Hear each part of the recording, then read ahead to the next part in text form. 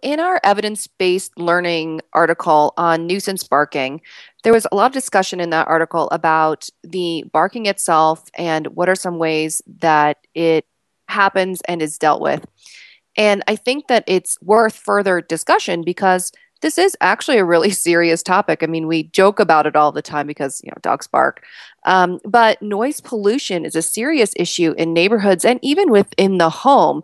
Having a dog that barks either in long duration bouts or with particularly high pitched or explosive characteristics can be very stressful for family members.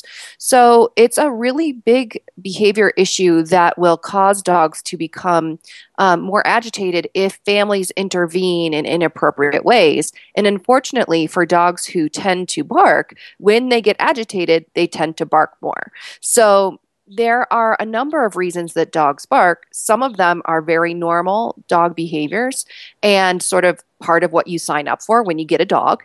And others are behaviors that are really rooted in anxiety or agitation, impulse control issues, concerns about people and whether people are coming too close, or other animals and whether they're coming too close to the dog. And also for other reasons like needing to protect resources. And so, what we're going to focus on today is not those barking episodes that are caused by anxiety or panic, particularly, but more on these sort of quote unquote normal dog behaviors that include barking. So, normal reasons that dogs bark are other dogs are barking. Dogs often bark when other dogs are barking. Whether they are communicating with each other probably depends on the situation. Sometimes they may just be joining in the cacophony because dogs are social creatures, and when one dog starts to bark, they all start to bark. There are a number of different ways to work on that particular problem and other causes of normal dog barking, such as attention-seeking behavior. For instance, many dogs learn that if they bark at people, that will cause people to start to attempt to distract them by providing them with a game or little tidbits from the table.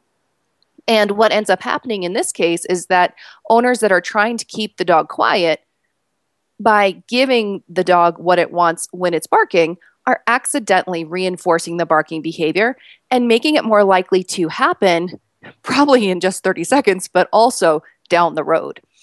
So the other things that we need to keep in mind as far as barking behaviors go are things like children running or people hugging is a really classic time, or embracing or kissing, and doing a lot of roughhousing or excitement. So if you get the dog really excited, just like 6-year-olds at an amusement park, you can't suddenly take them to a library and expect them to be quiet. They need to be taught to be able to modulate their emotions and their reactions if you are going to expect that type of on and off switch for behavioral arousal.